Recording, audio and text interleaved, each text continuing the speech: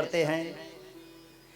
कथितो वंश विस्तारो भवता सोम सूर्ययो राज्ञां चोभयवंश्यानां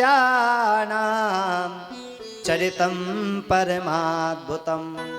भगवान का अवतार क्यों होता है, कब होता है, तो गोस्वामी बाबा ने बड़ी मधुर चौपाई दी है। जब जब होई और धर्म कै हानि बाढ़हि असुर महाअभिमान। जब होहि धर्म के हानि बाढ़हि असुर अधम अभिमानी।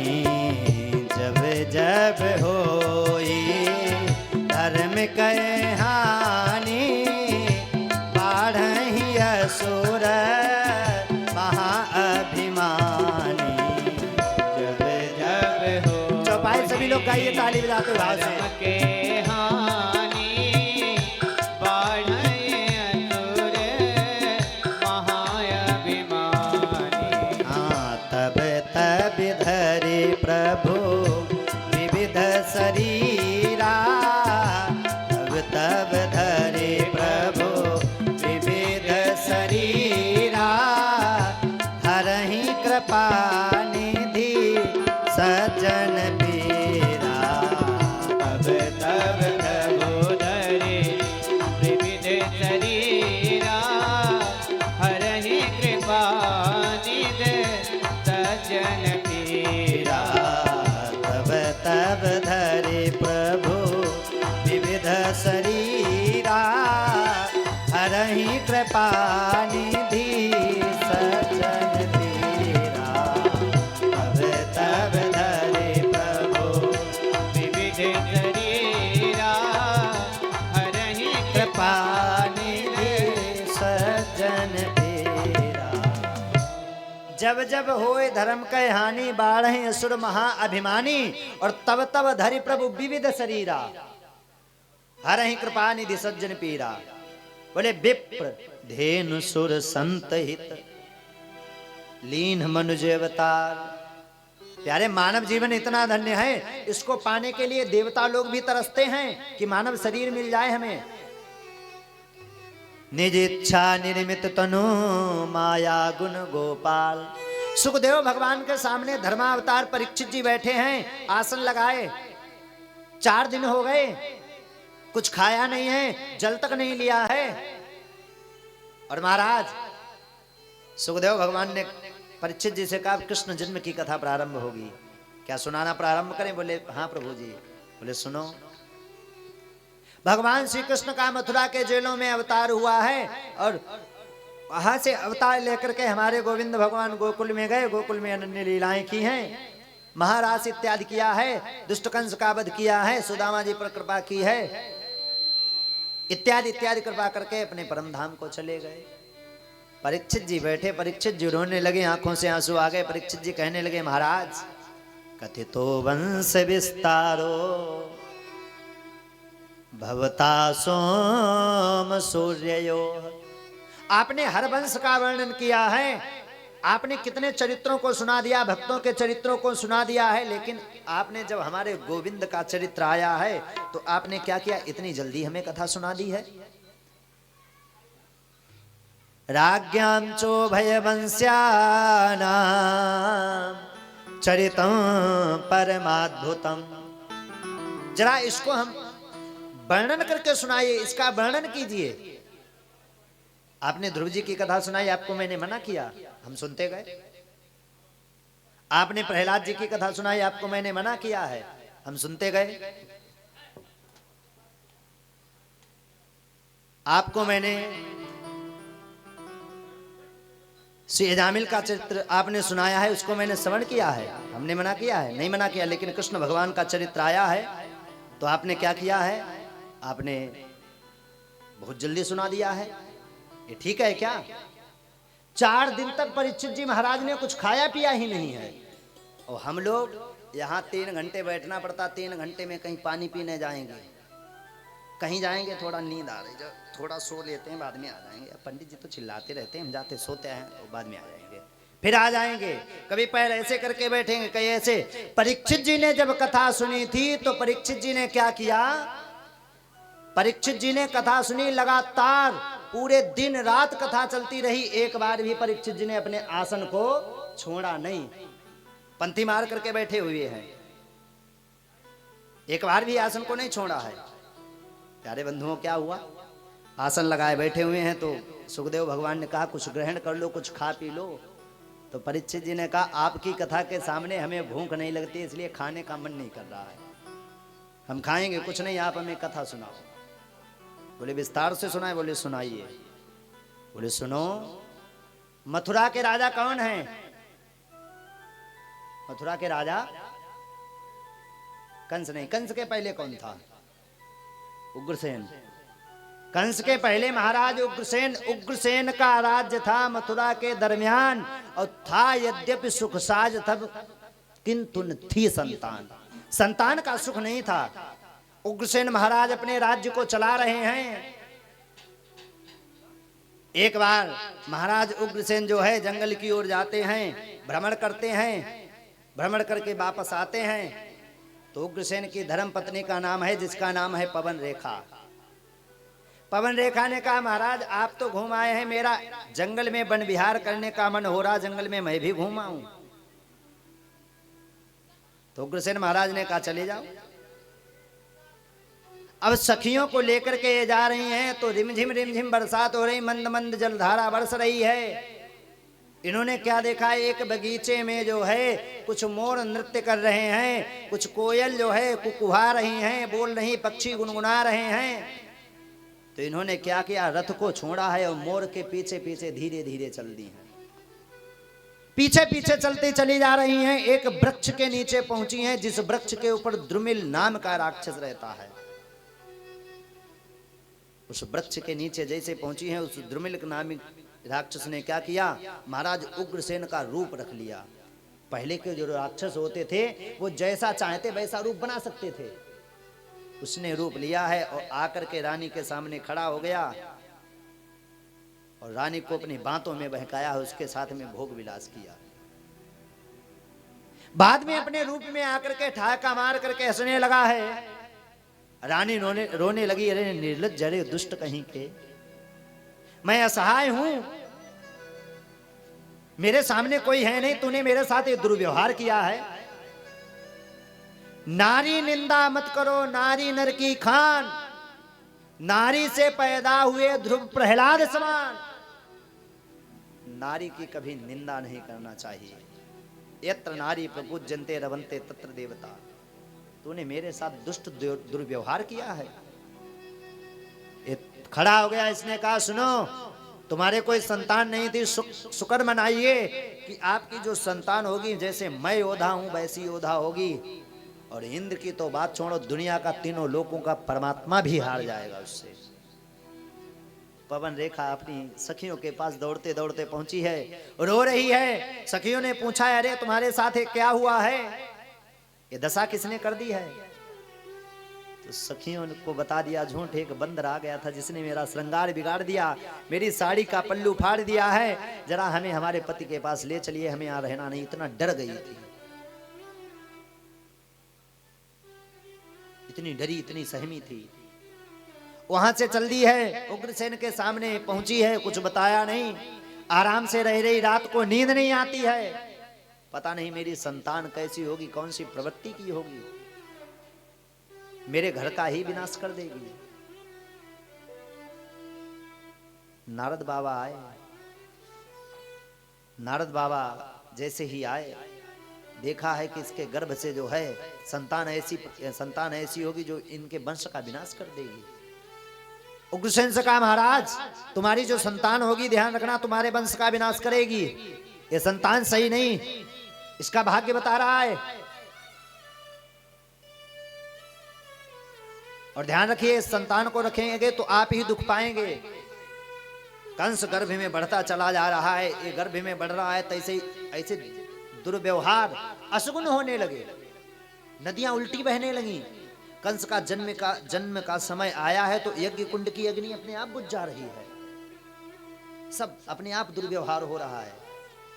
इसका जैसे जन्म हुआ, नारद जी के द्वारा जब पता लगा ये दुष्ट हमारे वंश का विनाश करेगा, तो क्या किया इन्होंने, लताओं पताओं में लपेट करके, डाब आप लोग जानते होंगे जिसकी पवित्री पहनते हैं, कुश डाब, बोले उसमें कांस में लपेट करके जाकर के यमुना जी में प्रवाहित कर दिया, यमुना जी में ही बहा दिया। वसुदेव के पिता हैं जिनका नाम है सूरसेन, वो यमुना जी में स्नान करने के लिए जाते थे। एक दिन यमुना जी में स्नान करने के लिए गए, 4 बजे की बात है, बच्चे के रोने की आवाज आ रही है। तो स्नान करते करते सोचने लगे कि हमें लगता है यमुना मैया ने भी हमें एक संतान दे दी है। तो देखा लताओं पताओं में लिपटा हुआ एक छोटा सा बच्चा है, उस बच्चे को उठाया, बड़ा तेज लग रहा है, लेकिन उनको नहीं पता था इतना दुष्ट प्रवृत्ति का है। घर में लेकर के आ गए, कसी धातु से बनता है कंस शब्द, और कांच में डाब में लिपटा हुआ मिला है, इसलिए इसका नाम ही कंस रख दिया गया। धीरे धीरे बड़ा होने लगा, धीरे धीरे बढ़ रहा, निश्चर का संयोग बढ़ता जा रहा है, इतना बड़ा है। एक दिन ये बच्चों के साथ खेल रहा है, बच्चों के साथ खेलते खेलते जो है बच्चों से कहता है तुमने आज क्या खाया है? तो बच्चे कहते आज मैं खीर खा के आया हूं। तो कहता जरा अपनी जुआ दिखाना, जीभ दिखाना। जैसे ही बच्चे जीभ को दिखाते हैं तो जीभ ही काट देता है। बताओ जब ऐसे अत्याचार होंगे तो पृथ्वी मैया कैसे रहेंगी? पृथ्वी सब छोड़ करके चली जाएगी। और ये दुष्ट ऐसा कर रहा है, किसी बच्चे के हाथ में सोने के कंगन देखता है तो जो है कंगन नहीं निकालता है, तलवार लेकर के हाथ ही काट देता है। ऐसा दुष्ट प्रवृत्ति का हो गया। महाराज पृथ्वी मैया ने देखा है ये दुष्ट दुनिया में कुछ रखेगा नहीं, इससे बचना जरूर पड़ेगा। पृथ्वी मैया ने गऊ का रूप ले लिया। पृथ्वी मैया भागने लगी, दौड़ लगाने लगी हैं। क्या किया जाए समझ नहीं आ रहा। इधर एक दिन यही कंस, जब इसको पता लगा अरे मेरे पिता और कोई नहीं, मेरे पिता तो महाराज उग्रसेन है, मथुरा के राजा हैं, बस सूरसेन नहीं है। तो दौड़ते दौड़ते उग्रसेन महाराज के सिंहासन के सामने पहुंचा है, और पहुंच करके इसने क्या किया, आवाज लगाई, अरे पिताजी तुम क्या मेरा राज्य किसी और को देना चाहते हो? मैं ऐसा कदापि नहीं होने दूंगा, मैं अपना राज्य लेकर के ही रहूंगा और आपको देना पड़ेगा। सूरसेन ने कहा तू कौन है? उग्रसेन ने कहा, तो बोला जिसको तुम बचपन में यमुना जी में प्रवाहित कर गए थे, मैं वही कंस हूं। भोले बाबा की तपस्या करके इसने वरदान मांगे अनंत। कुबलिया पीढ़ हाथी था जिसको कोई नहीं जीत पाता था, इसने क्या किया, उस हाथी को जीत लिया, उसको वश में कर लिया। मुष्टिक, चाड़ूल, सल, तोसल, पूतना, अकासुर, बकासुर, धेनुकासुर, व्योमासुर, अरिष्टासुर, केसी, तृणावर्त, ऐसे दिग्गज इसने जो है राक्षस निशाचर अपने बस में कर लिए। और सभी से कह रहा है जाओ इतना अत्याचार करो, इतना अत्याचार करो कि दुनिया के लोग परेशान हो जाएं। तो कुछ नहीं करना है, यज्ञ जहां पर हो रहा हो यज्ञ बंद करवा दीजिए, भागवत कथा हो रही हो बंद करवा दो, राम कथा हो रही हो बंद करवा दो। अभी कुछ समय कोरोना आया था, कोरोना वाली बीमारी, ये क्या था? बोले राक्षस ही था। बोले राक्षस कैसे था?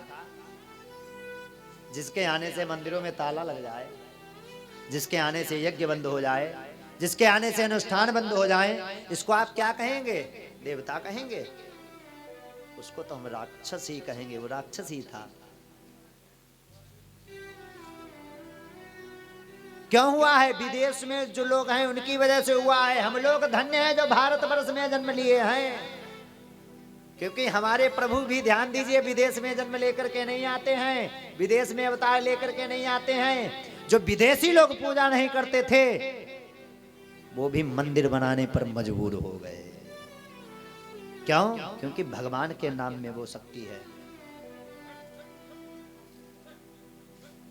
भगवान के नाम में वो शक्ति है, वो तक मजबूर हो गए।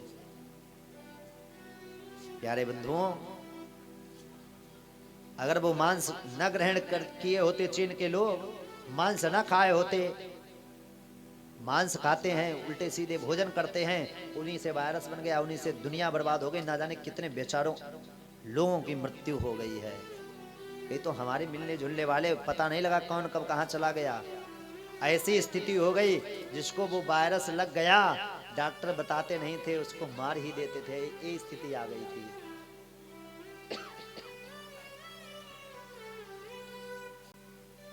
दुष्ट कंस ने अत्याचार किए हैं। अत्याचार करते करते जब लोग परेशान हो गए तो उग्रसेन के सामने पहुंचाए, बोले उग्रसेन महाराज सिंहासन दे दीजिए। उग्रसेन ने मना किया। उग्रसेन के बालों को पकड़ करके नीचे पटक दिया।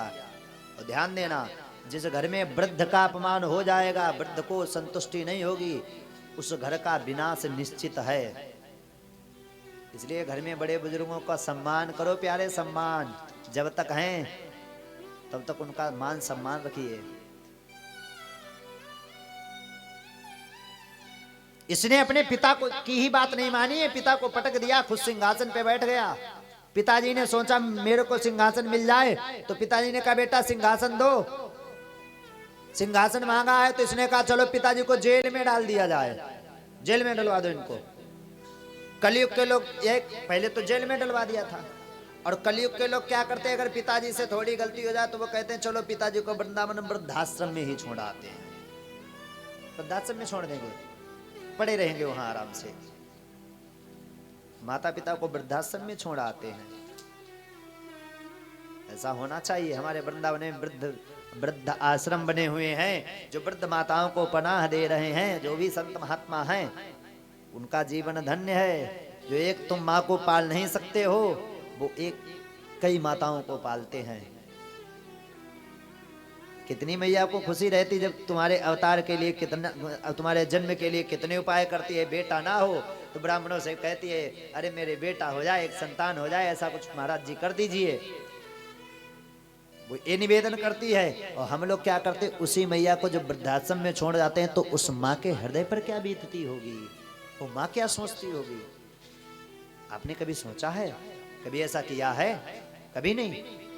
हमारे नए बाल गोपाले बैठे हुए, नए बच्चे बैठे हुए हैं, इस कथा से यही शिक्षा लेना चाहिए। माता पिता की बात माननी चाहिए। माता पिता गुरु,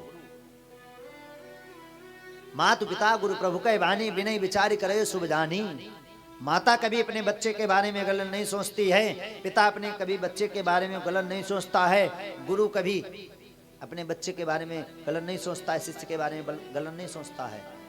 लोग क्या करते हैं, माता पिता वृद्ध हो जाएं तो कहते हैं अरे पिताजी तुम्हारी बुद्धि तो सठिया गई, तुम समझाते रहते हो, चलो 60 वर्ष के हो गए, सठिया गई बुद्धि, दूर हो जाओगे, दूर कर देते हैं। ऐसा नहीं होना चाहिए। कंस ने इसको, उग्रसेन को जैसे जेल में बंद किया, इसका पतन निश्चित हो गया। कंस का पतन निश्चित है। एक दिन कुछ गोपियां जो हैं जा रही थी मथुरा की ओर, मथुरा से वृंदावन की ओर दही बेचने के लिए। रास्ते में इसने पकड़ लिया है। कहां जा रही हो, किससे मिलना है? गोपियों ने कहा तुम पूछने वाले कौन होते हो? अरे तुम्हें पता नहीं है, मैं हूं कंस, मैं कंस हूं मथुरा का राजा। अरे गोपियां बोली मुंह धोना तो आता नहीं, मथुरा का राजा बना घूम रहा है। तू कब से मथुरा का राजा बन गया है, चले यहां से भाग जा। तो सैनिक खड़े हुए थे, सैनिकों से कह दिया कि इन गोपियों को बंदी बना लिया जाए। गोपियों के हाथ पकड़ करके पीछे की ओर बंधवा दिए, वस्त्रों को उतार दिया, नग्न कर दिया है, और उनको पृथ्वी पर बांध करके नग्न चला रहा है, कढ़ेल रहा है, रगड़ रहा है।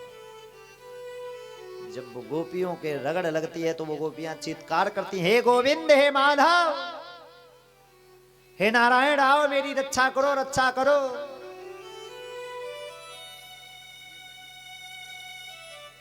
गोविंद जब ये करुण पुकार सुनते हैं तो गोविंद से रहा नहीं जाता। गोविंद कहते बताओ कितना व्यवहार, दुर्व्यवहार हो रहा है, मुझे इनके दुख को दूर जरूर करना पड़ेगा, क्या करूं समझ नहीं आता है।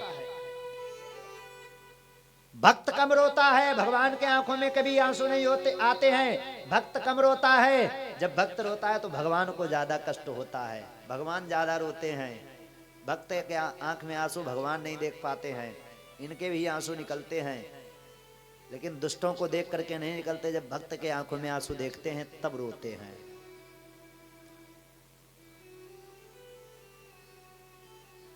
तब रोते हैं भगवान। महाराज सखूबाई की कथा सुनी होगी, एक बड़ी सुंदर भक्तमाल में कथा आती है। घर की बहू थी, घर वाले कथा सुनने नहीं जाने दे रहे थे। सासू मैया इतनी खराब थी, वो कह रही थी घर से बाहर नहीं जाओगी कथा सुनने के लिए, चल बर्तन माज, भोजन बना, यहाँ सब कार्य कर। लेकिन पंडित जी कथा कह रहे थे, उसका मन तो कथा में रखा हुआ था। मैया से बोली, मैया चली जाने दो। नहीं तू नहीं जाएगी वहां, नहीं बहू आई है और तुझे कथा भागवत सुनने की ज्यादा पड़ी है, चल काम कर। तो भगवान ने देखा हमारी जो भक्तानी है उसका कथा सुनने का मन है और ये जाने नहीं दे रही है, तो वो बर्तन माज रही थी। इतने में सखूबाई की जो मैया सासू मैया थी वो चली गई कहाँ, मार्केट बाजार। भगवान ने उनकी सासू मैया का ही रूप ले लिया।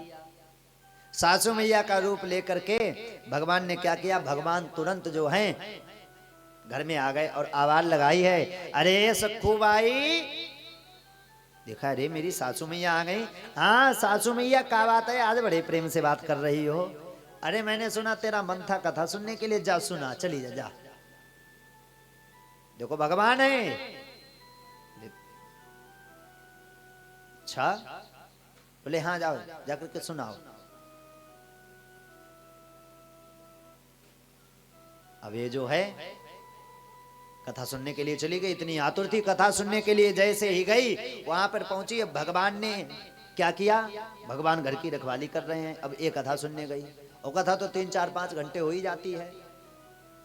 अब इधर कथा चल रही है, उधर उधर उसकी सासू मैया घर में तब तक पहुंच गई। भगवान ने सोचा अब तो गड़बड़ हो गया, सखूबाई है नहीं यहाँ, और मैंने उसको आदेश दे दिया। तो भगवान ने सोचा चलो थोड़ी देर के लिए मैं ही बन जाता हूं।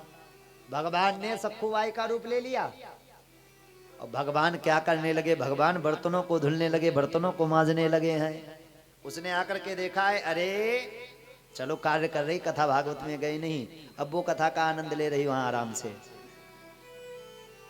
जब इतना देखा है तो वो कथा में इतनी भाव विभोर हो गई, इतनी भाव विभोर हो गई, संतों के साथ कीर्तन में नृत्य कर रही है, नाच रही है, नाचते नाचते भाव विभोर हो गई, उसके प्राण ही छूट गए। अब उसके प्राण छूट गए, भगवान उधर घर में कार्य कर रहे, भगवान इंतजार कर रहे, आज आ रही कल आ रही। गांव के लोगों ने देखा 3 दिन से पड़ी हुई है, कोई आया नहीं। गांव के लोगों ने बताया तुम्हारी बहू वहां पड़ी है, ले आओ उसको। बोले मेरी बहू? बोले हाँ। अरे मेरी बहू तो घर में काम कर रही है, तो घर में भगवान काम कर रहे हैं। बोले मेरी बहू घर में काम कर रही, बोले घर में भगवान कार्य कर रहे हैं, बहू कहाँ है? बोले बहू मंदिर पे देखा तो वहां भी पड़ी, घर में भी है। बाद में धीरे धीरे पता लगा, अरे ये तो भगवान ही आए थे। तो भगवान आपके लिए कहीं भी आ सकते, किसी रूप में भी आ सकते हैं, जान नहीं पाओगे। एक प्रेत ने हनुमान जी के दर्शन कराए थे गोस्वामी तुलसीदास जी महाराज को। एक जगह कथा होती, यहां भी कथा हो रही, हनुमान जी भोले बाबा यहां भी बैठे सुन रहे हैं, हम ही लोग नहीं सुन रहे। देवी देवता सब स्थापित हैं, वेदियों का सुबह पूजन होता है, यहाँ सब कुछ होता है, यहाँ देवी देवता सब बैठे सुन रहे हैं।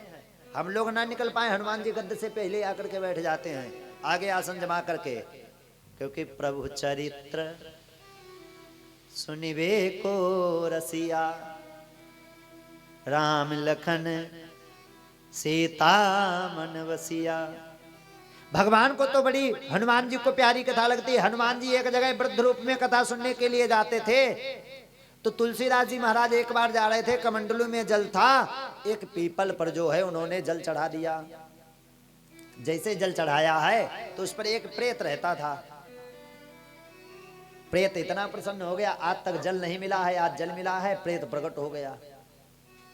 प्रेत ने कहा तुमने आज मुझे जल दिया है, मांग लो, कुछ मांगना चाहते हो, कुछ इच्छा हो तो मांग लो। तो उन्होंने कहा यदि आप देना चाहते हो तो हमें हमारे हनुमान जी के दर्शन करवा दीजिए।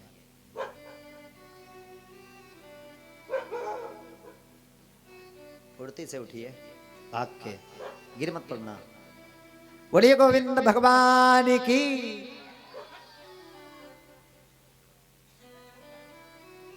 बोले हनुमान जी ऐसी ऐसी जगह कथा सुनने आते हैं, वहां जाकर के देख लेना, वहां हनुमान जी जरूर मिलेंगे। तो गोस्वामी बाबा कहने लगे पहचानेंगे कैसे? बोले सुनो, सबसे पहले वृद्ध रूप में आते हैं और सबसे बाद में जाते हैं, ये पहचान है। इन्होंने कहा अच्छा। बोले हाँ। तो हनुमान जी आगे बैठे थे वृद्ध रूप में, कमर झुकी हुई और डंडा लिए बैठे। गोस्वामी तुलसीदास जी महाराज हनुमान जी के पड़ोस में बैठ गए। अच्छा, हनुमान जी का नियम था जब तक सबको भेज नहीं देते थे तब तक हनुमान जी वहां से जाते नहीं थे, वो पहले आ जाते थे। सच्चे श्रोता के यही लक्षण है। बोलिए गोविंद भगवान की। तब तक जाते नहीं थे, सच्चे श्रोता के यही लक्षण है। अब गोस्वामी महाराज बैठ गए, हनुमान जी कथा पूरी हो गई, सब लोग चले गए, गोस्वामी बाबा भी नहीं गए, हनुमान जी भी नहीं गए। अब हनुमान जी इंतजार में है कि ये श्रोता चला जाए तो मैं भी चला जाऊं, और वो जा नहीं रहे। तो हनुमान जी पांडाल में घूमते रहे। हनुमान जी घूम करके आए, बोले बाबा अब चले जाओ, कथा पूरी हो गई, कल आना। तो गोस्वामी जी महाराज तो जानते थे, प्रेत ने बता दिया था। गोस्वामी जी ने कहा हम क्यों चले जाएं, तुम चले जाओ। हनुमान जी ने कहा देखो हमारा नियम है, हम जब तक सबको भेज नहीं देते तब तक कहीं नहीं जाते, इसलिए आप चले जाओ यहाँ से। गोस्वामी बाबा कहने लगे हम भी जब तक तुमको भेज नहीं देंगे तब तक हम भी नहीं जाएंगे। अब दोनों लोग बैठे, हनुमान जी भी बैठे, दोनों लोग बहस कर रहे हैं। गोस्वामी बाबा कहने लगे प्रभु जी कब तक रूप छुपाए रहोगे, अब तो दिखा दीजिए। हनुमान जी कहने लगे आपके कहने का तात्पर्य क्या है, क्या कहना चाहते हो? बोले आप जो रूप छुपा रहे हो हमें सब पता है आप कौन हो। हनुमान जी दूर खड़े हो गए, चतुर हनुमान जी। हनुमान जी बोले क्या, हम क्या छिपा रहे हैं? बोले तुम तो हनुमान हो। पवन तनय संकट हरण, मंगल मूर्ति रूप, राम लखन सीता सहित हृदय बसहु सुरभू। हनुमान जी से कहा दर्शन दो। हनुमान जी ने कहा मैं हनुमान नहीं। बोले आप हनुमान ही हो, दर्शन नहीं दोगे तब तक जाऊंगा नहीं। हनुमान जी तुरंत अपने रूप में आ जाते। बोले हनुमान जी महाराज की। तो एक प्रेत ने हनुमान जी के दर्शन करवा दिए हैं, हनुमान जी मिले हैं।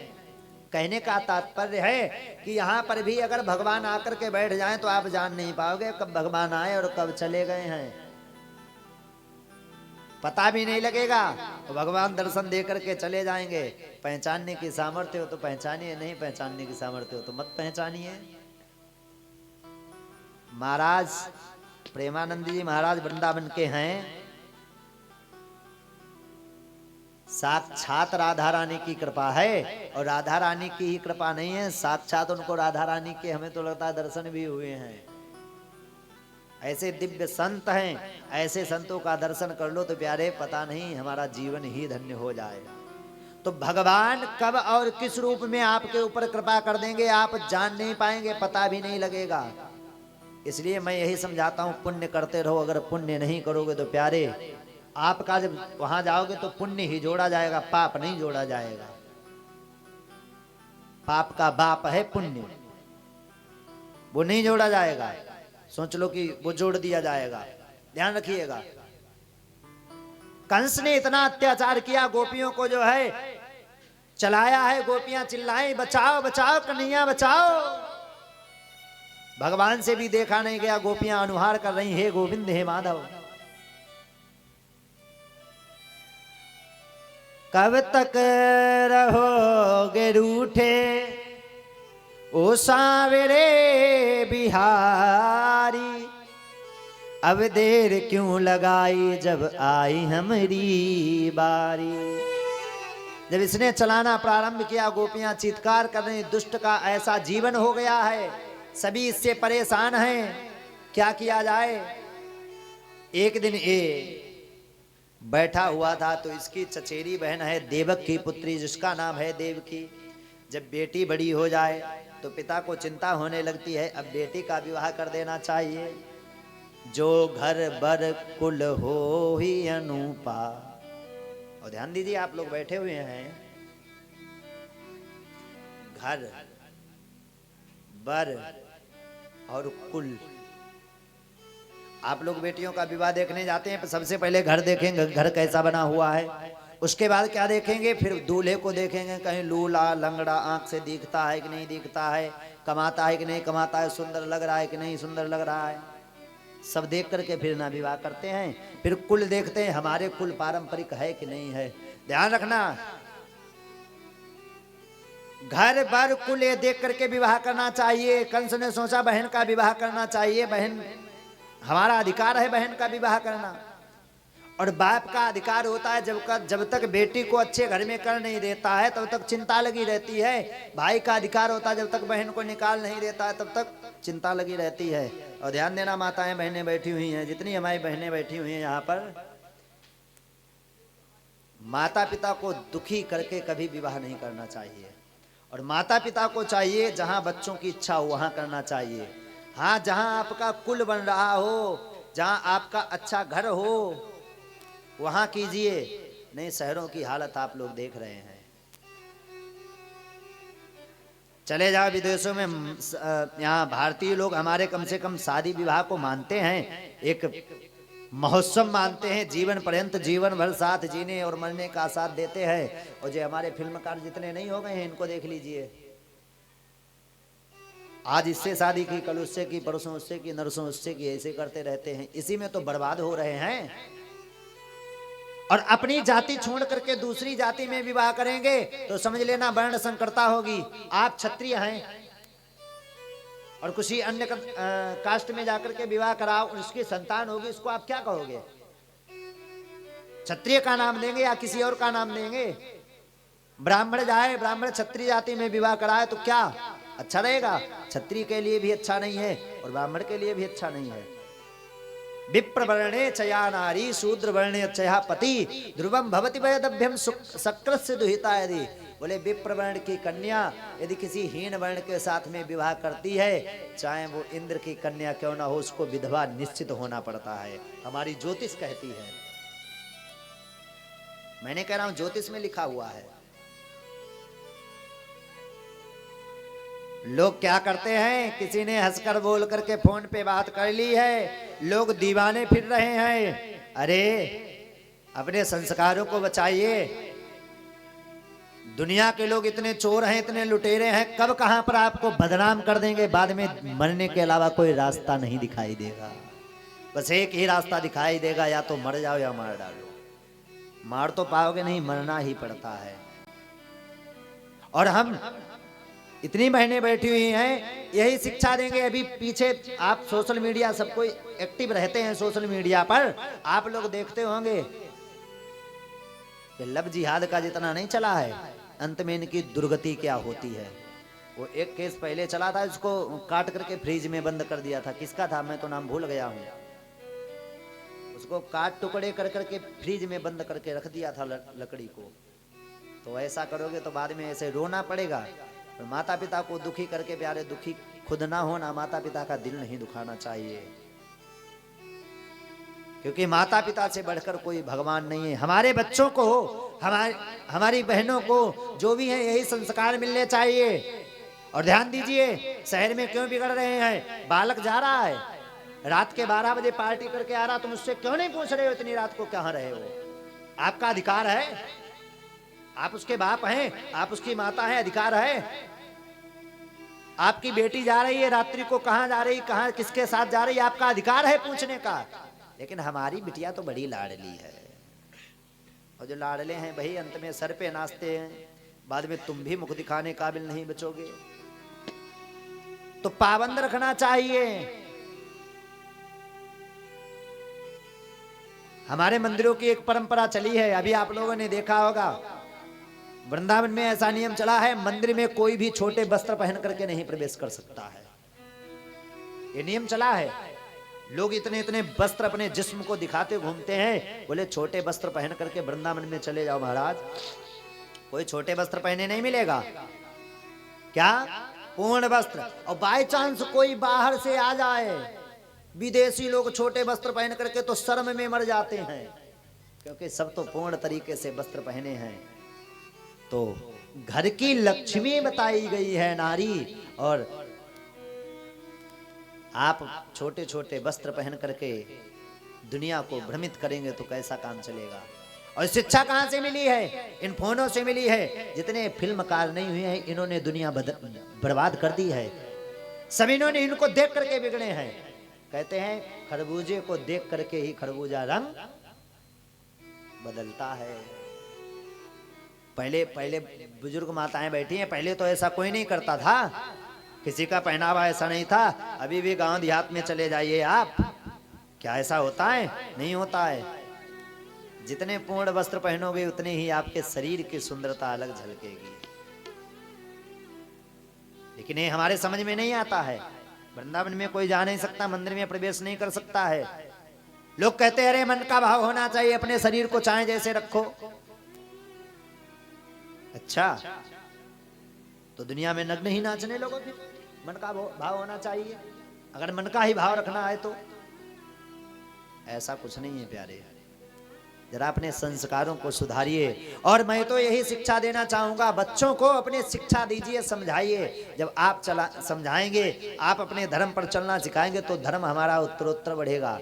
और आजकल मैं इतना प्रसन्न हूं, हमारा सनातन धर्म आजकल खूब जागृत हो रहा है। महाराज खाटू श्याम को कुछ वर्ष पहले कोई जानता नहीं था। आजकल देखिए खाटू श्याम में जाकर के पैर रखने की जगह नहीं मिलती है। यह धर्म जागृति हो रहा है। वृंदावन धाम में 4 साल पहले 5 साल पहले, मैं कोरोना के पहले देखता था मंदिर में खड़े होकर के बैठ करके दर्शन करो। आजकल वृंदावन की वो स्थिति हो गई है, इतनी भक्तों की कतार लगी हुई होती है कि आप 2 मिनट मंदिर में रुक भी नहीं सकते हैं, दर्शन करते रहो। ऐसी स्थिति हो गई है। ये भक्ति ही तो है, ये प्रेम ही तो है। प्यारे बंधुओं, आज क्या हुआ है? कंस ने अत्याचार किया, मारना प्रारंभ किया, और आया है घर में और कहने लगा अपनी बहन का विवाह कर देना चाहिए। तो वसुदेव जी के साथ में इसने क्या किया? विवाह तय कर दिया, इनके साथ में विवाह करेंगे। विवाह तय करने के बाद में सुंदर अन्न धन सब कुछ दे रहा है, और देने के बाद में प्यारे क्या हुआ? सब कुछ लुटाते चला जा रहा है। और इसने सोचा मैं अपनी बहन की डोली खुद लेकर के जाऊंगा, चाहे कुछ भी हो जाए। है गए सिंदन हेमपट रतन अनेकन दीन, याचक सब परितोषिके विदा बहिन कर दीन। रथ लेकर के जा रहा है तो भगवान ने सोचा ये दुष्ट अगर इतना उपकार करने लगेगा तो भगवान को ज्यादा देरी हो जाएगी आने में। जितना आप परोपकार करेंगे उतनी ही देरी लगती है भगवान को। तो भगवान ने माया से कहा जाकर के कुछ कहो तो ये दुष्ट की प्रवृत्ति ही बदल जाए। मथुरावासी कह रहे देखो कंस कितना सही हो गया, कितना सुधर गया है, कितना बड़ा उपकार कर रहा है। तो ऊपर से आकाशवाणी हुई, अरे दुष्ट कंस, अस्यास्त्व अष्टमो गर्भो हंताम या बहुसे बुधा। बोले जिस बहन देवकी का तू विवाह करने जा रहा है, इसी देवकी का जो 8वां गर्भ होगा वो तेरा काल बनेगा, काल बनेगा, काल बनेगा, और उसी के द्वारा तेरी मृत्यु होगी। अरे महाराज, जीवन ही बदल गया, पूरा पूरा भाव बदल गया। आगे बढ़ा है, देवकी के केस को, बाल को पकड़ करके नीचे पटक दिया, और तलवार जो है गर्दन पर रख करके क्या कर रहा है? बोले तुझे मैं आज छोड़ूंगा नहीं, जीवित नहीं छोड़ूंगा। वसुदेव जी ने देखा है, अरे ये तो हमारी धर्म पत्नी को ही मारी दे रहा है। और मैंने अभी जब पाणी ग्रहण किया था तो मैंने कहा था कि सुख दुख में साथ देंगे, और ये मारे दे रहा है। वसुदेव जी ने क्या किया? वसुदेव जी आगे की ओर बढ़े हैं और कहने लगे अरे कंस क्यों मार रहे हो? बोले इसको जीवित नहीं छोड़ेंगे। वसुदेव, अभी आपने सुना है ऊपर से क्या क्या उन्होंने बोला है कि इसका 8वां गर्भ हमारा काल होगा, हमें मार देगा, इसके 8वें गर्भ के द्वारा मृत्यु है। जिस बहन की डोली मैं लेकर के जा रहा हूं उसी बहन के गर्भ में हमारा काल पल रहा है, और हमें होश भी नहीं है, हमें पता भी नहीं है। मैं जीवन नहीं छोड़ूंगा इसको। तब वसुदेव जी कहते हैं, अरे कंसराज, मृत्यु जन्म बताम वीरा देहे न सह जायते। तुम्हारी मृत्यु नहीं होगी क्या? मरोगे नहीं। व्यक्ति का जन्म होता है तो अकेला नहीं, मृत्यु भी साथ में जन्म लेकर के आती है, और मरना तुम्हें भी पड़ेगा, हमें भी मरना पड़ेगा। आप क्यों चिंता कर रहे हो? नारी की निंदा मत कीजिए, छोड़ दीजिए इसको। और तुम्हारी बहन है, अभी तुमने इसका सिंदूर हमारे द्वारा भरवाया है, अब क्या कर रहे हो? सुहागिन बहन को मारने जा रहे हो, बहुत बड़ा अपराध लगेगा, छोड़ दीजिए इनको। बोले हम छोड़ेंगे नहीं, देखो ना रहेगा बांस ना बजेगी बांसुरी। जब इसने मारने के लिए किया है तो क्या हुआ? आज जो है वसुदेव जी सामने बैठे हैं, वसुदेव जी ने कहा तुम्हें इसके संतान से डर है? जाओ, मैं तुमको वचन देता हूं, इसकी जितनी संतान होगी सब संतान तुमको ला करके सौंप दूंगा, सब एक एक। बोले वसुदेव जी हम कैसे विश्वास कर ले, आप हर संतान दे देंगे? बोले महाराज जैसे विश्वास करना हो कर लीजिए, लेकिन हम सब संतान दे देंगे। तो इसने क्या किया, उनको दोनों को पकड़ करके कारागार में डाल दिया, हाथों में हथकड़ियां, पैरों में बेड़ियां, दोनों बंधे हुए हैं। प्रभु को याद कर रहे, हे प्रभु आइए आइए, अब अत्याचार देखा नहीं जाता है। मेरा छोटा सा संसार हरि आ जाओ एक बार, मेरा छोटा सा संसार हरि आ जाओ एक सभी लोग बोलिए, बार। हरि आ जाओ, हरि आ जाओ, हरि आ जाओ, हरि आ जाओ, हरि आ जाओ, हरि आ जाओ, हरि आ जाओ, हरि आ जाओ। मेरा छोटा सा संसार हरि आ जाओ एक बार, मेरा छोटा सा संसार हरि आ जाओ एक बार। भाव से ताली बजाते हुए सभी लोग बुलाएंगे हरि बोल।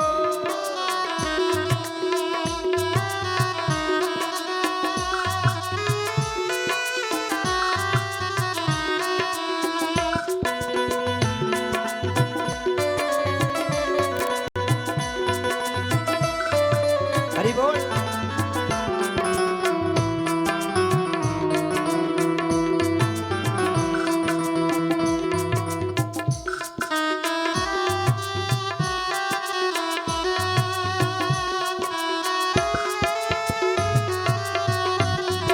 जय हो। भाव से सभी लोग बुलाएंगे।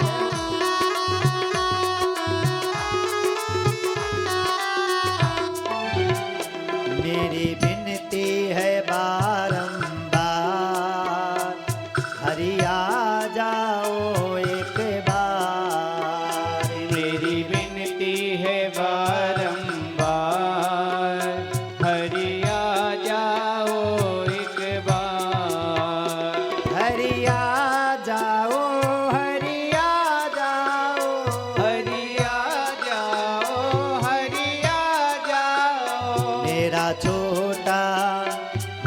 छोटा सा संसार हरि आ जाओ एक बार, मेरा छोटा सा परिवार हरि आ जाओ एक बार। भाव से ताली बजाते हुए हरि बोल।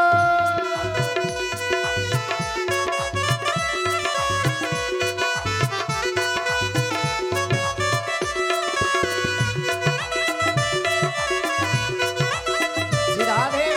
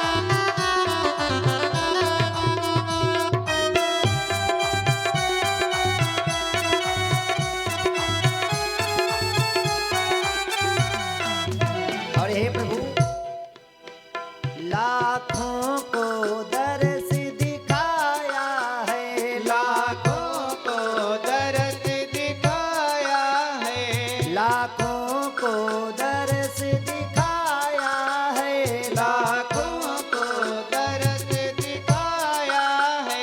प्रभु मुझको क्यों तरसाया है, प्रभु मुझको क्यों तरसाया है। एक ऐसी तुम्हारी माया है, ये कैसी तुम्हारी माया है। नित बहती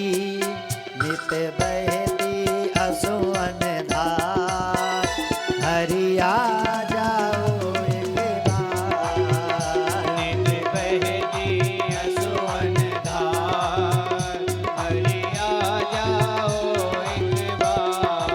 हाँ, हरि आ जाओ प्रभु आ जाओ, हरि आ जाओ प्रभु आ जाओ। मेरी विनती है, मेरी विनती है, मेरी विनती है बारंबार, प्रभु आ जाओ एक बार।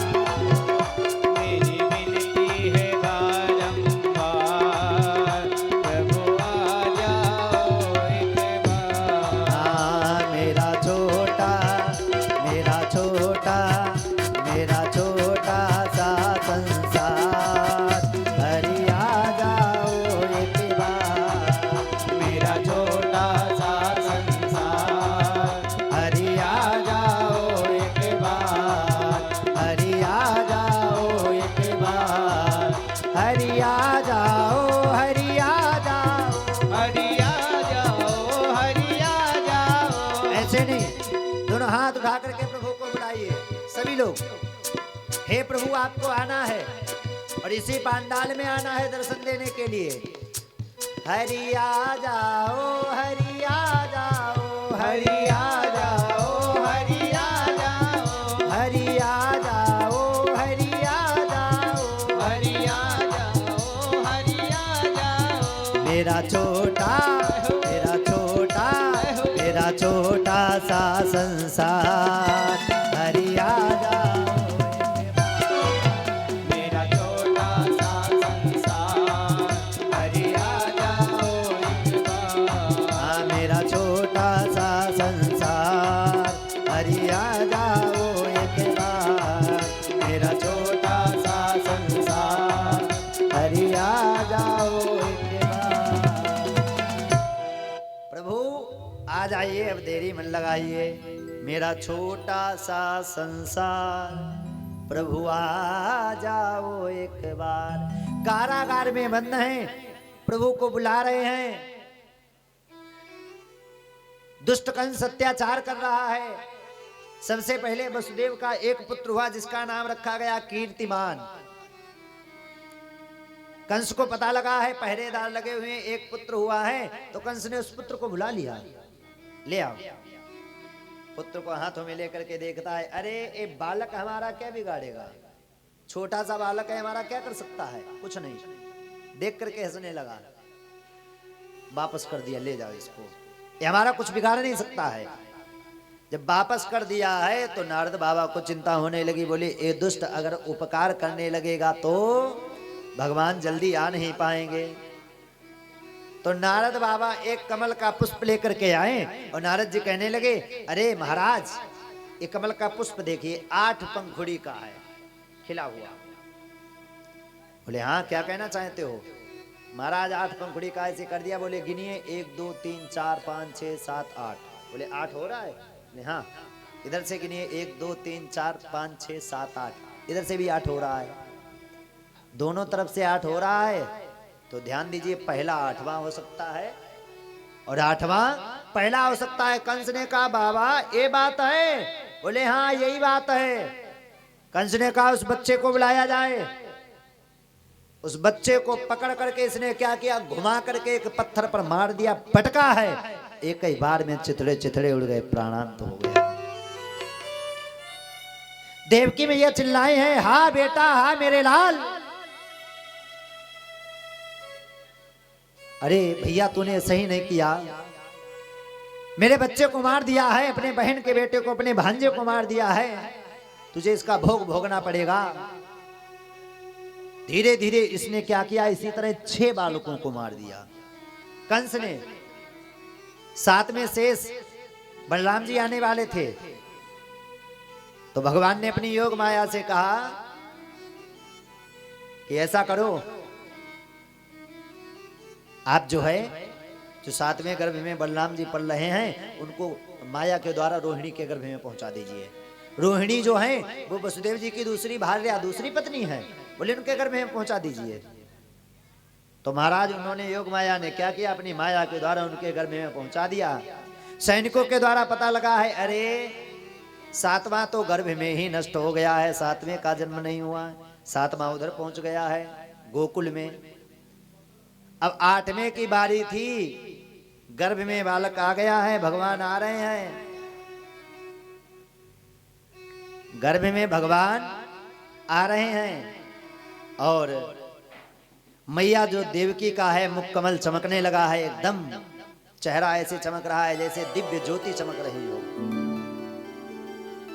मैया ने आंखें बंद की, प्रभु का ध्यान लगाया है। कंस ने देखा 8वें गर्भ में जो है मेरा काल आ रहा है, कंस ने पहरेदार बढ़ा दिए। देखो मौत से सबको डर लगता है, पहरेदार चारों तरफ, मान के चलो 1000 थे 2000 कर दिए, चारों तरफ पहरेदार बढ़ा दिए, और खुद जाकर के पहरे में खड़ा हो गया है, बोले मैं रक्षा करूंगा। मैया का ऐसे मुक्कमल चमक रहा है। देवता लोगों ने ऊपर से देखा, अरे भगवान आने वाले हैं, मैया के गर्भ में भगवान आए, तो गर्भस्तुति आई है। गर्भस्तुति में देवता लोग क्या बोल रहे हैं, क्या गा रहे हैं, सत्यव्रतम सत्य परम त्रिसत्यम सत्यस्य योनिम निहिते च सत्ये सत्यस्य सत्यमृत सत्य नेत्रं सत्यात्मकं त्वां शरणं प्रपन्ना। अब यहाँ पर देखिए, यहाँ पर भी भगवान को सत्य कह के पुकारा गया है। शुरुआत में भी सत्य कहकर पुकारा गया था, और अंत में भी सत्य की ही वंदना की गई है। भागवत जी में जो वंदना की गई है, भगवान की सत्य से ही वंदना की गई है, और कुछ नहीं वंदना की गई है। ईश्वर सत्य ही है, सभी स्वागत कर रहे हैं, स्वागतम कृष्णा शरणागतम कृष्णा। अब भगवान गर्भ में आए, कहते माताओं के गर्भ में जब बालक रहता है तो माताओं का मुख कमल एकदम चमकने लगता है, तेज आ जाता है। अब कंस देवकी के सामने जाता है तो एकदम इसके अंदर भक्ति आ जाती है, खूब भक्ति भरी बातें करेगा। और जैसे ये है मैया की, मतलब मैया के सामने से इधर आता, तैसे राक्षस प्रवृत्ति का हो जाता। एक बार नारद बाबा आए, नारद बाबा कहने लगे, अरे कंस क्या हुआ, कुछ कर पाया कि नहीं कर पाया? बोले महाराज 6 को मार दिया है, 7वां जो है नष्ट हो गया, अब 8वें की बारी है। अब नारद जी से कंस पूछने लगा, बाबा क्या तुम कुछ बता सकते हो? बोले क्या बताना है, ये बता दो, जन्म लेते ही कैसा आएगा, जन्म लेकर कैसा होगा, दिखने में कैसा, अगर कहीं जन्म लेकर के भागने लगा तो पकड़ लूंगा तुरंत, कैसा होगा? तो नारद बाबा ने कहा कॉपी निकालो, नोट करो। बोले कैसा होगा? बोले काला काला होगा। अच्छा, बोले हाँ काला काला होगा। हाँ, बोले पेट में 1.5 हाथ की दाढ़ी वाला होगा, और नटखट तो बहुत बड़ा होगा, छलिया जिसको कहते हैं, नटखट होगा। और महाराज देखे रहियो, कहीं जन्म लेते ही दौड़ लगा दे, तुम भाग भी ना पाओ, क्योंकि तुम तो हो मोटे ताजे, तुम दौड़ लगाओ, दौड़ ही ना पाओ, तब तक वो दौड़ जाए। बोले अच्छा महाराज, जन्म लेते ही भाग भी सकता है? बोले हाँ, भाग ना जाए कहीं। तब तक सभी लोग कहने लगे, बोले आएंगे तो कैसे लगेंगे, किस प्रकार के होंगे? बोले ऐसे वर्णन कर दिया है। अब कंस भोजन करने बैठता है, अगर दाल में जीरा आ गया तो कहता अरे हटाओ हटाओ, मृत्यु आ गई, हटाओ हटाओ मृत्यु। मौत से सबको डर लगता है। एक बार बूढ़ी मैया बोले, हमें मौत ही नहीं आ रही, हमको मौत आ जाए कैसे हो? कभी कभी बूढ़े व्यक्ति परेशान हो जाते तो कहते दुनिया को मौत आ जाती, पता नहीं भगवान हमको उठा लो, हमें मौत ही नहीं आ रही। एक बार उसी मैया के सामने काला सर्प निकल आया तो डर करके भागी, अरे बचाओ बचाओ बचाओ, सर्प सर्प। दूसरा व्यक्ति खड़ा था, मौत आ गई है, पकड़ो। अभी तुम कह रही थी हमें मौत नहीं आती है, अब तुम्हारे सामने मौत खड़ी है, पकड़ो, जाओ, डसेगा मर जाओगी। अब एक मौत से ऐसे डर रहा है, इसके सामने दाल में जीरा आ जाती है, दाल फेंक देता है, हटाओ मौत आ गई है, दूर करो दूर। अब रात्रि को सोता है, रात को तो काले काला सब नजर आता है, कहता है अरे अरे काल रात्रि है, हटाओ हटाओ मैं मर जाऊंगा। कभी कभी रात्रि में भूतों की कहानी फिल्म देख करके भूतों की या भूतों की कहानी देख करके सो जाओ, और रात्रि को ऐसा आभास लगता है सोते समय कि हमारी खोपड़ी पे लगता है भूतवा खोपड़ी पे खड़ा है हमारी, और सर्दी का समय हो तो ये आभास रहता कहीं खोपड़ी पे दबोच ना ले, तो व्यक्ति क्या करते हैं, रजाई ओढ़े हैं तो कहते हैं ऐसे करो, रजाई को चारों तरफ से दबा लेते हैं, रजाई को ओढ़ करके चारों तरफ से दबा लेते। कहने का भाव, अगर भूत घुसेगा, रजाई चारों तरफ से दबी घुसेगा तो घुसेगा कहां से, बोलिए गोविंद भगवान की। अगर जाएगा तो जाएगा कहां से। तो कभी कभी आवाज होने लगता है, ऐसा कभी कभी चलते जाओ तो पीछे से लगता है कि पीछे से कोई आ रहा हो, है? तो कभी कभी आवाज होता, कंस को भी वो आवाज होने लगा रात को कि ये कृष्ण खड़ा है, कृष्ण खड़ा है। रात्रि को चिल्ला देता है बचाओ बचाओ बचाओ। सैनिक खड़े हो जाते, क्या हुआ महाराज? तो कहता मुझे तो हर जगह वो कृष्ण नजर आता है, वो काला काला पुरुष, जब से मेरे गुरु नारद जी ने बताया है तब से वही नजर आ रहा है, हमें बड़ा डर लग रहा है। सैनिक भी मन में सोचते, अरे दुष्ट तूने बहुत लोगों को परेशान किया है, अब हम भी तुम्हारी मौत का आनंद लेंगे, हम भी देखेंगे कैसे तुम मरते हो। कम से कम इस दुष्ट को आज डर तो लगा है, कभी डरा नहीं है। देवता लोग खड़े हैं, सभी खड़े हैं, तो किसी ने वर्णन दिया अगर प्रभु जी आएंगे तो कैसे होंगे, कैसे लगेंगे, रूप कैसा होगा। तो एक बड़ा सुंदर भाव है जिसको आपकी भाषा में कहें तो सौहर गीत कहते हैं। बोले हमारे प्रभु कैसे होंगे जब आएंगे, तो सौहर के माध्यम से वर्णन किया गया है। ध्यान दीजिएगा, और अच्छा लगे तो ताली बजाकर सभी लोग मेरे साथ में बोलियो। अरे ऐसन मनोहर मंगल मूरत सुहावन, सुंदर सूरतनु हो। ऐसन मनोहर मंगल मूरत सुहावन, सुंदर सूरतनु हो।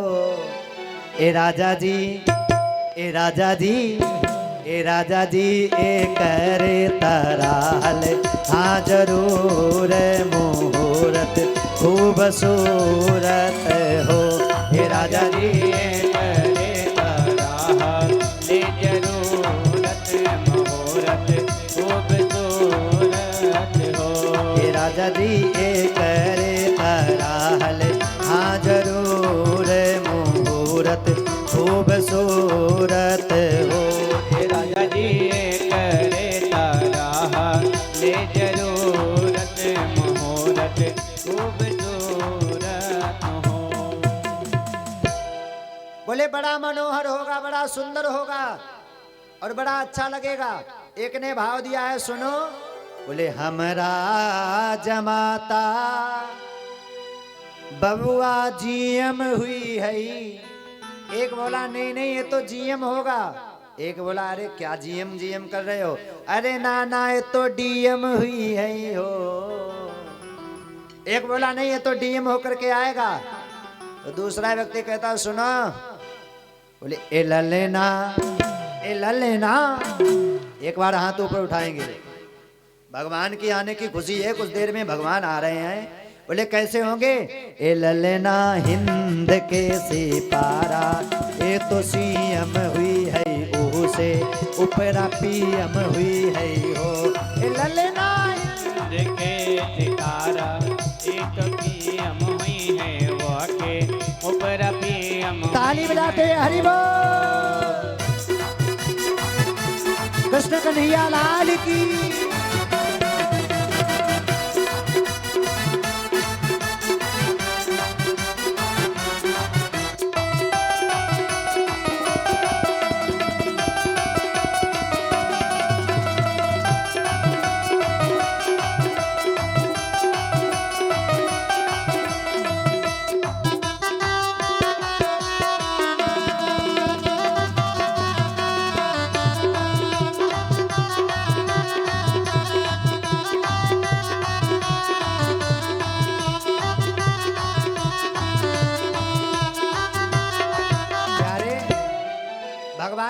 आने की किस किस को खुशी है, हाथ उठाओ। अच्छा अच्छा, थोड़ा यजमान परिवार है तो थोड़ा खड़ा हो जाओ, थोड़ा झूम लो खुशी में। यजमान परिवार केवल, बाकी लोग बैठे रहेंगे।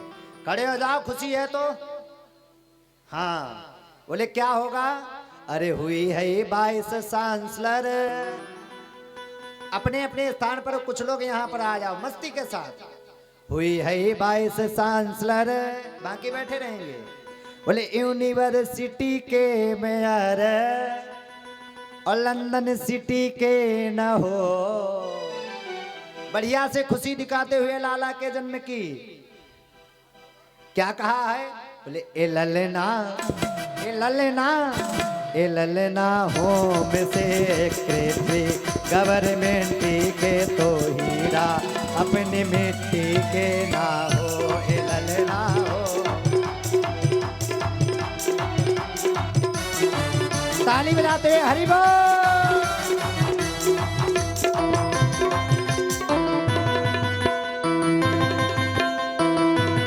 कृष्ण कन्हैया लाल की।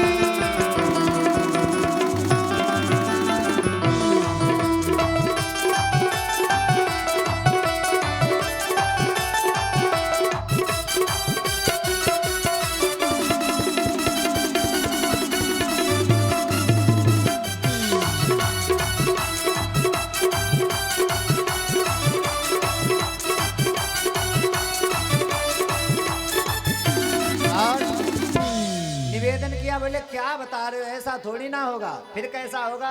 बोले बबुआ हमार महाराज हुई है राजा, धीराज हुई है हो।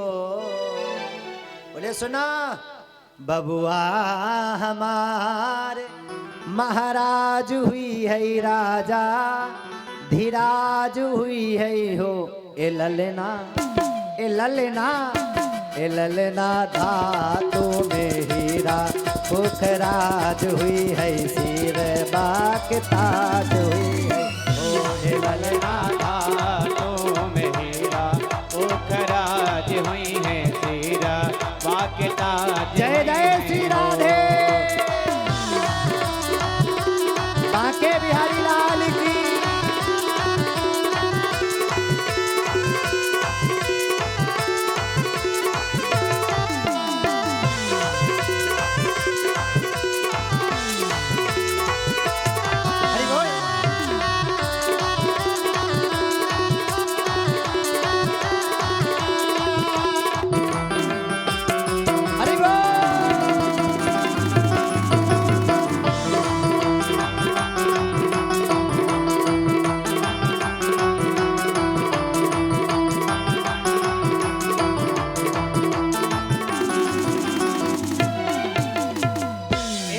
सुनो, बोले कैसा होगा?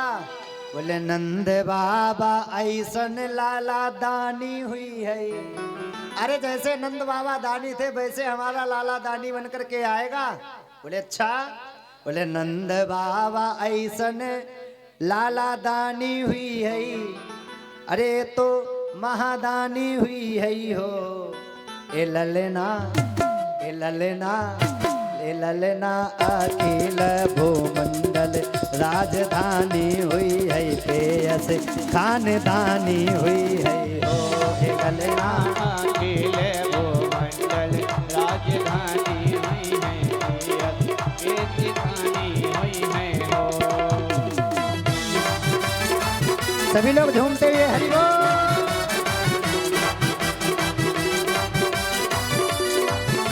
कृष्ण कन्हैया लाल की।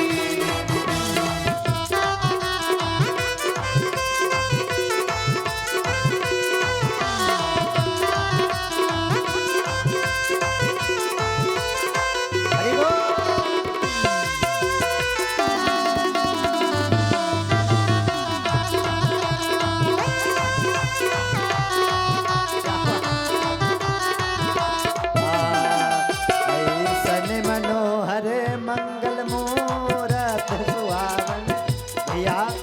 ब्रजनंदन जरा तुम इधर सामने आओ, ब्रजनंदन को सामने कीजिए। हाँ, फौजी गायब हो गए क्या? फौजी गायब हो गए मुझे लगता है। हाँ, ब्रजनंदन बहुत अच्छा नृत्य करते हैं। ऐसन मनोहर सुंदर सूरत सुहावन मंगल मुहूर्त नो ए ललना ए ललना। एक बार दोनों हाथ ऊपर और क्या कहना, ए ललना ए करे कराहल आदरूर मोहरत खूब सूरत हो। ए ललना ए करे कराहल। जय हो।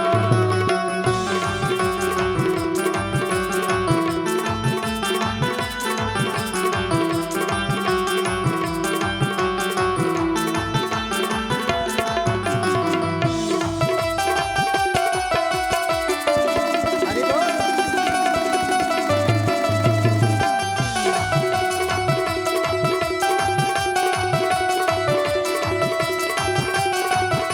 मोहरत खूबसूरत।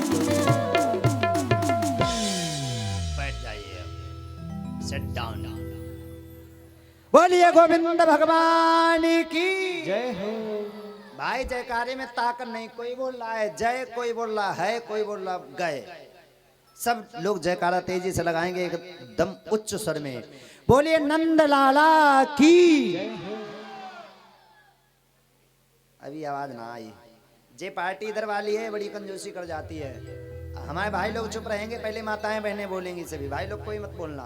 बोलिए दुर्गा मैया की। और हमारी भी बचाना, अपनी भी बचाना। हाँ अब अपनी बारी है, पूरी ताकत लगा दो एकदम आवाज गूंज जाए। बोलिए हनुमान जी महाराज की। घर के वोट ज्यादा हैं, चिंता न करो।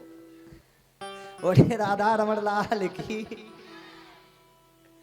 सत्यव्रतम सत्य परम सितस्य सत्यम सत्यस्य योनिं निहितं च सत्ये सत्यस्य सत्यमृत सत्य नेत्रम सत्यात्मकाम त्वाम शरणम प्रपन्ना।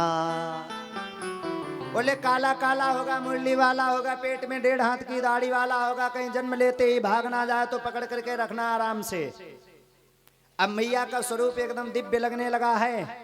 भगवान का आने का समय आया है। सभी इंतजार कर रहे, हम सभी को इंतजार है। कब आ रहे हैं हमारे प्रभु?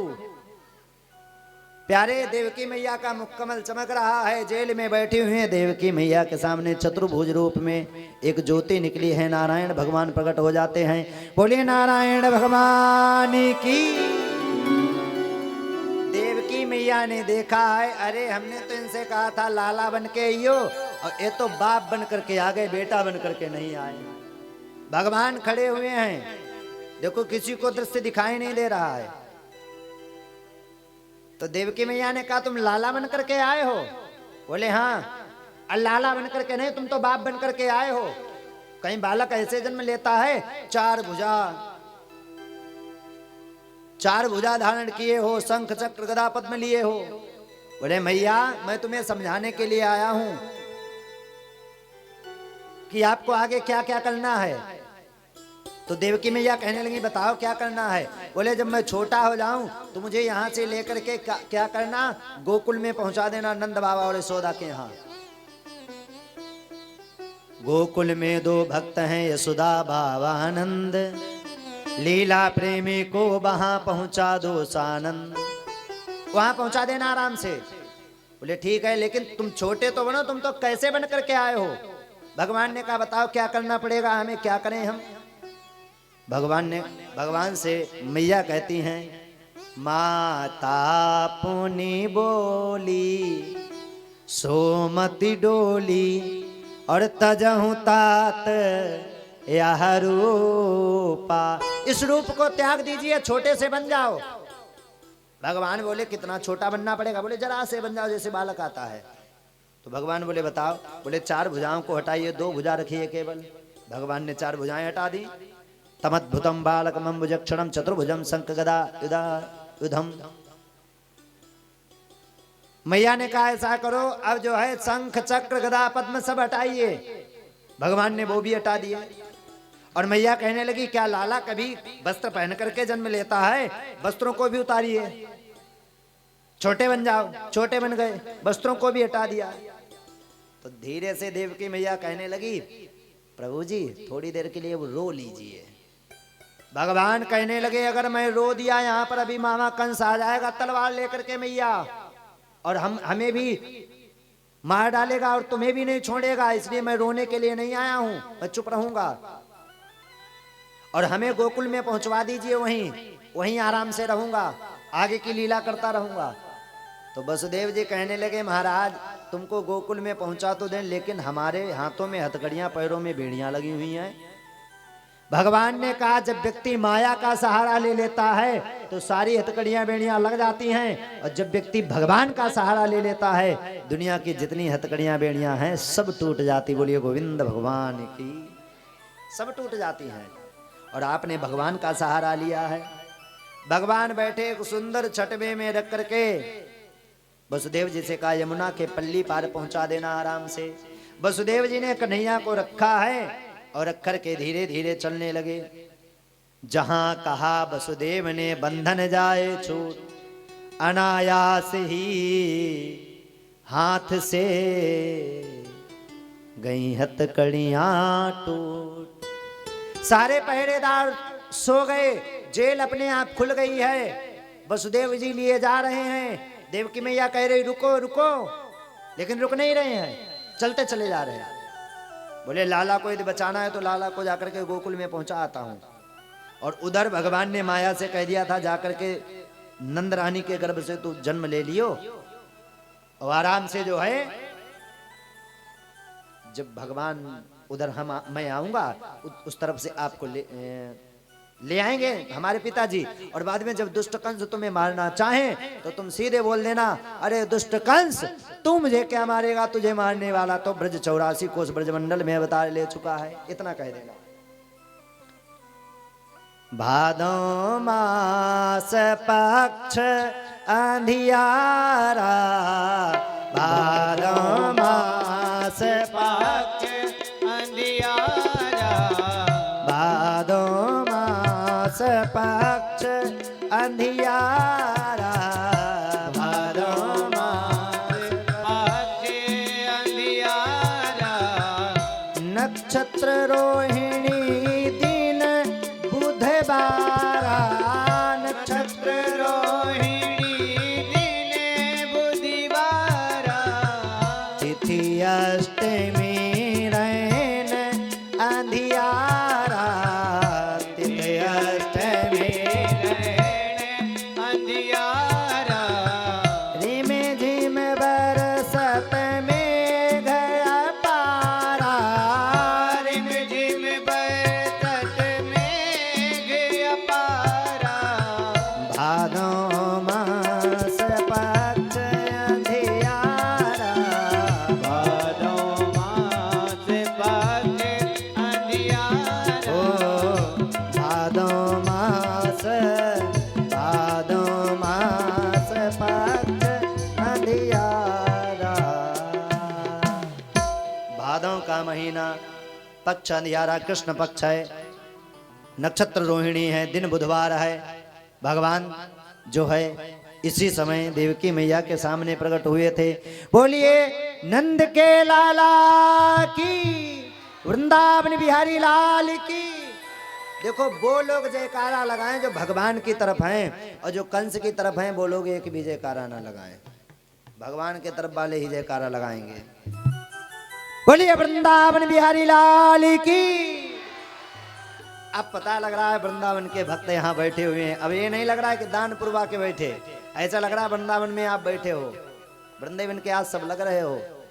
प्यारे वसुदेव जी ने जैसे लिया है और रखा है, वसुदेव जी धीरे धीरे चल दिए हैं।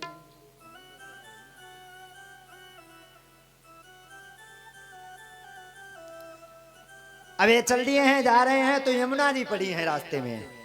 अब यमुना जी, काली काली यमुना मैया, रिमझिम बरसात हो रही, भगवान सर्दी में थर थर कांप रहे हैं। शेषनाग ने सोचा है, देखो कन्हैया के ऊपर रिमझिम बरसात हो रही, तो शेषनाग ने क्या किया, सीधे अपना फण ऊपर से लगा दिया है। अब जैसे ही यमुना जी में प्रवेश किए हैं वसुदेव जी, लिए जा रहे हैं। यमुना जी में जैसे प्रवेश किया तो यमुना जी पहले इतने इतने में थी, और यमुना जी हैं भगवान की पटरानी में आती, तो यमुना मैया ने सोचा आज हमारे पति देवता जा रहे, आज तो पैर छू लेती हूं इनके। तो यमुना मैया धीरे धीरे ऊपर बढ़ने लगी पैर छूने के लिए भगवान के। यहाँ इतनी माताएं बैठी हैं, कोई अपने पति के पैर छूता है? हम पूछ नहीं रहा है, आप छूती हैं? चलो बढ़िया है, कम से कम आपने हाथ तो उठाया, लाज हमारी रख ली। पीछे से एक दो और उठे हैं, और उठाओ, सब उठाओ जितने छूते हैं। हाँ, क्या बात है। अब बेचारे जितने पति देवता इधर बैठे हैं वो बोले महाराज जी के ऊपर बीत रही उसे ही से पूछो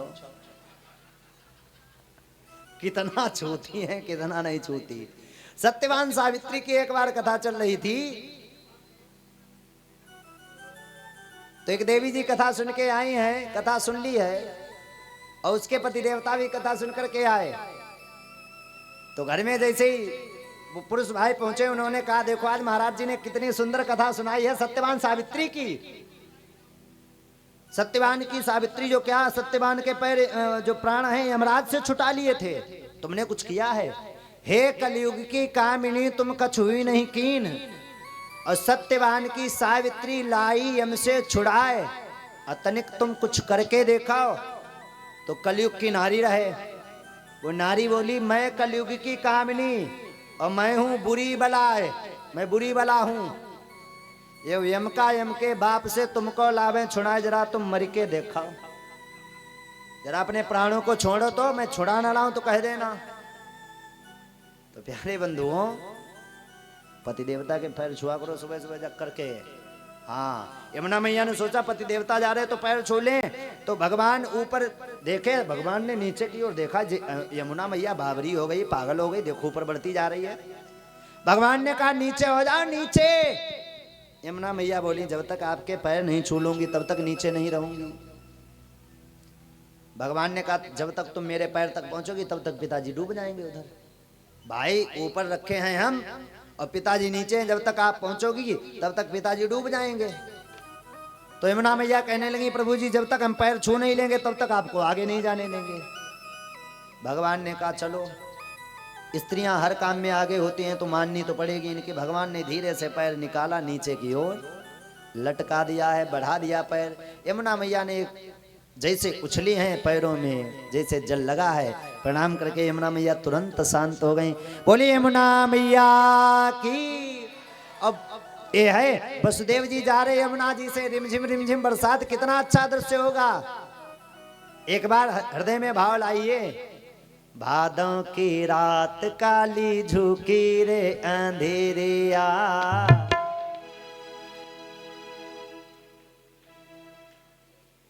क्या बात है।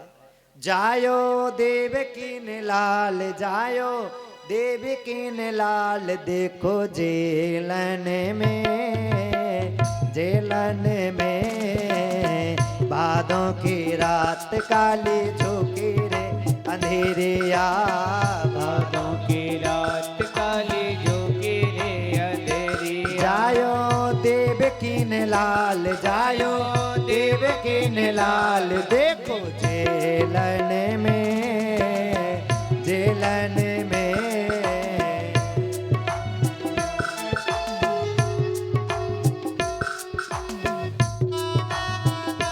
ताली बजाते जय हो कृष्ण कन्हैया लाल की।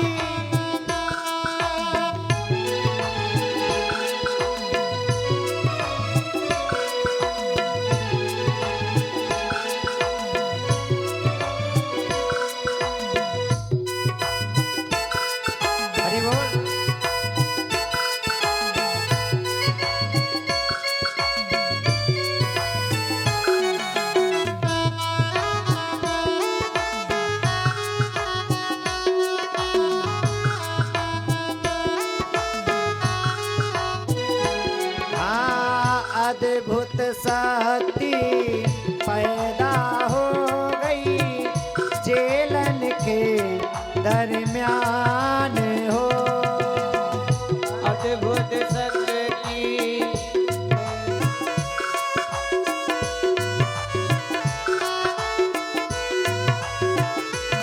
और चार भुजा इनको रूप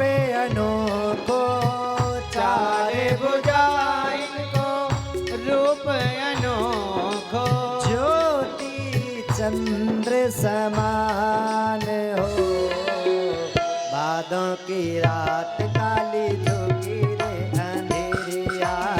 भादों की रात काली झुकी रे अंधेरिया। जायो देवकीन लाल, जायो देवकीन लाल, जायो यशोदान लाल, जायो यशोदान लाल। देखो जेलन में, जेलन में भादों की रात काली झुकी रे आंधी।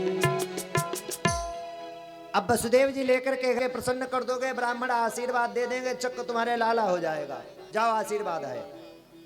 तो नंद बाबा के गायें कितनी थी? 9 लाख गैया नंद बाबा के।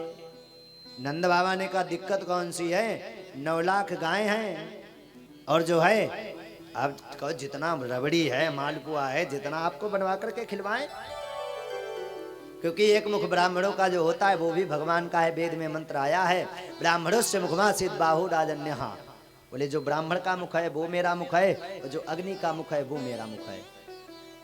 सुंदर मालपुआ बनवा करके खिलाए हैं। खिलाने के बाद में इधर क्या कह दिया है, बोले जाओ तुम्हारे छोरा होगा, लड़का होगा आपके। इधर कन्या को उठा करके ले आए। जैसे इन्होंने क्या किया, जेल में कन्या को रखा है, जेल में कन्या को रखा, तुरंत जो है जेल के दरवाजे बंद हो गए, पहरेदार सब सो गए थे, वो जग गए और उन्होंने सूचना दी महाराज इस बार जो है कन्या हुई है। कंस आया, कन्या को जैसे ही मारना चाहा, कन्या ऊपर की ओर उड़ गई। अरे दुष्ट कंस, तू मुझे क्या मारेगा, तुझे मारने वाला तो ब्रज 84 कोस में अवतरित हो चुका है। कंस चक्कर में पड़ गया, रोने लगा बैठ करके। अरे बहन देवकी, तुझे मैंने बंद कर दिया था, मुझसे बहुत बड़ी गलती हो गई। हम तो कहें दुनिया के लोग झूठ बोलते हैं, लेकिन देवता लोग नंबर बन के झूठा है। कैसे?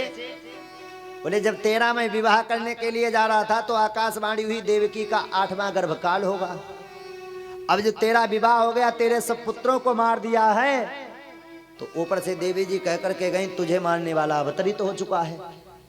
ये देवता लोग भी बड़े झूठे हैं, इन पर मैंने गलत विश्वास कर लिया, देवकी वसुदेव को छोड़ दिया। अब इधर नंद बाबा इंतजार में बैठे कि लाला होगा कि नहीं होगा। माला लेकर के बैठ गए। अब हाथ में माला ही और जाप चल रहा है, ओम नमो भगवते वासुदेवाय, ओम नमो भगवते वासुदेवाय, ओम नमो भगवते वासुदेवाय। ब्राह्मणों ने कहा इस मंत्र का जाप करना तो तुम्हारे छोरा हो जाएगा। छोरा मतलब समझते हो? बोले छोरा हो जाएगा। बोले अच्छा, हाँ। अब ये चल रहा है इनका मंत्र, ओम नमो भगवते वासुदेवाय, ओम नमो भगवते वासुदेवाय। अब इतना ध्यान में खो गए, इतना खो गए, मंत्र ही पूरा बदल गया। जपने क्या लगे, अभी तो भयो ना जाने कब होएगो, अभी तो भयो ना जाने कब होएगो, अभी तो भयो ना जाने कब होएगो।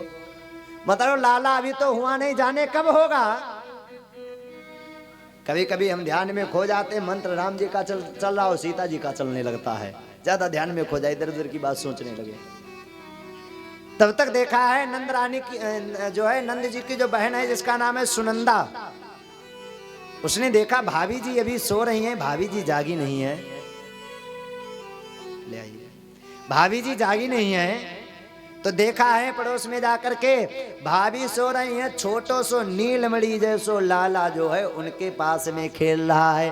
बोलिए नंद के लाला की। देखा है दौड़ करके आए नंद बाबा, माला लो, माला जाप, जल्दी से हो जाए, जल्दी से हो जाए। इसने आवाज लगाई भैया भैया। नंद बाबा तुरंत खड़े, का भयो का भयो। अरे भैया अब तो पूछो ही मत, अरे बता तो का भयो है। बोले भैया अगर मैं बता दूंगी तो जो मांगूंगी वो देना पड़ेगा। नंद बाबा ने कहा तू चाहे पूरी संपत्ति मांग ले, मैं दे दूंगा, तू बता तो क्या हुआ है। तो कहने लगी मैं बता रही हूं, लेकिन जो भाभी जी नौलखा हार पहनती हैं गले में, मेरे बताने के बाद वो हार दिलवा दीजिएगा हमें। नंद बाबा ने कहा जा तू हार ले लियो, तू बता तो का भयो। बोले नंद रानी ने जो भाभी जी ने छोटो सो नीलमणि जैसो एक लाला जायो है। बोले नंद के लाला की।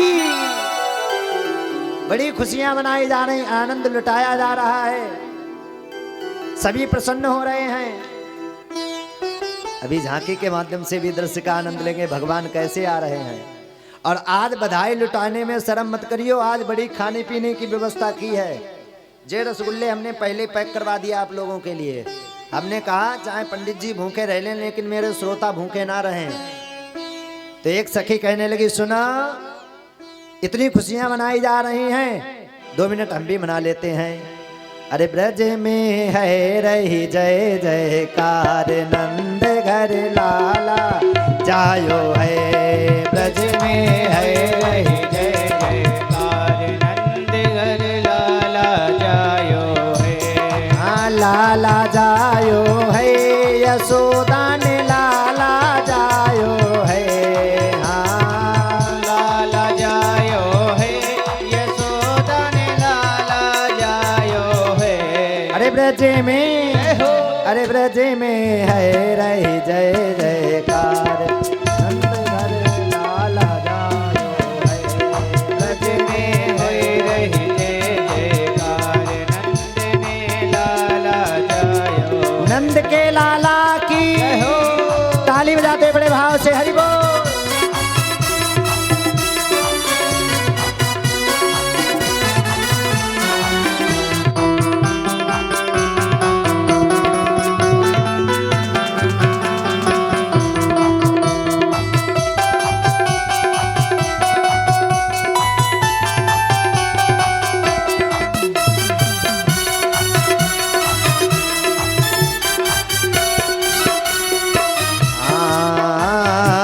युद्ध के यूथ नंद घर आवे, युद्ध के यूथ नंद घर आवे। हाँ युद्ध के यूथ नंद घर आवे, युद्ध के यूथ नंद घर आवे।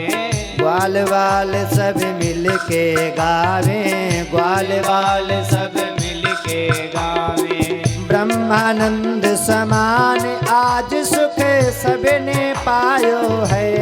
हाँ ब्रह्मानंद समान आज सुख सबने पायो है। अरे ब्रज में, अरे ब्रज में, अरे ब्रज में है रही जय जयकार, नंद घर लाला जायो है।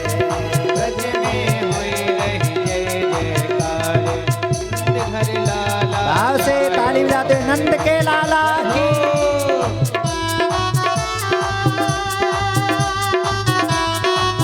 हरि बोल।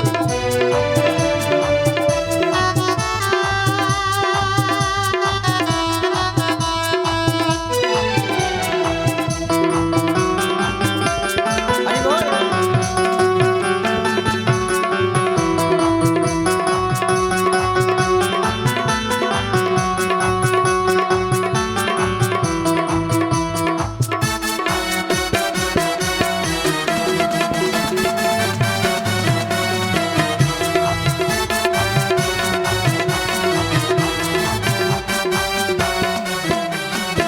शिव सनकादिक ब्रह्मा आए, शिव सनकादिक ब्रह्मा आए।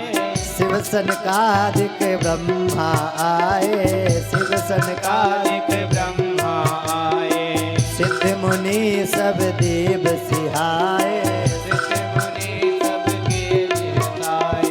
सिद्ध मुनि सब देव सिहाए। सिद्ध मुनि सब देव सिहाए। हर ग्वालन को रूप प्यारे, हाँ धर ग्वालन को रूप आज सबे मंगल गायो है।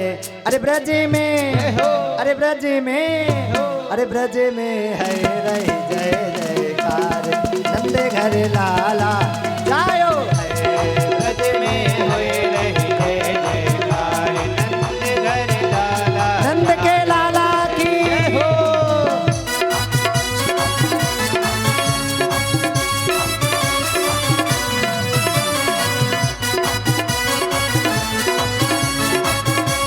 हरि बोल।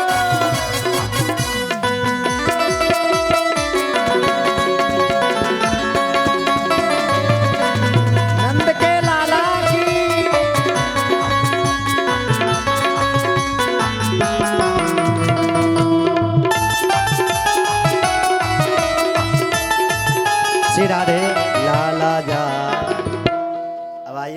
से सभी लोग पूजन करेंगे, उसके बाद में बधाई लुटाएंगे मस्ती के साथ। आज फौजी भैया नंद बाबा लग रहे, बैठ जाइए। ओम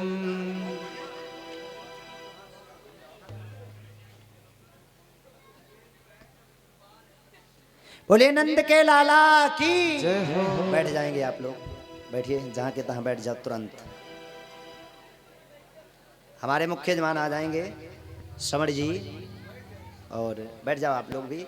अब आइए, आज तो अभी तो आनंद ही आनंद है, थोड़े सब्र करो, अभी बहुत आनंद आएगा। अभी हम भी यहीं हो, आप भी यहीं हो। हाँ, अब जो है लाला का पूजन, लाला अवतरित होके आए हैं। पहले हमारे मुख्य यजमान सबर जी, बधाई आचार्य जी सही से ले लियो आज इनसे। आज बधाई में पीछे नहीं, बधाई तो मांग मांग के ली जावे। जल्दी आ जाइए। लल्ला की सुन के मैं आई। और यशोदा रानी इनकी धर्मपत्नी कहाँ गई है?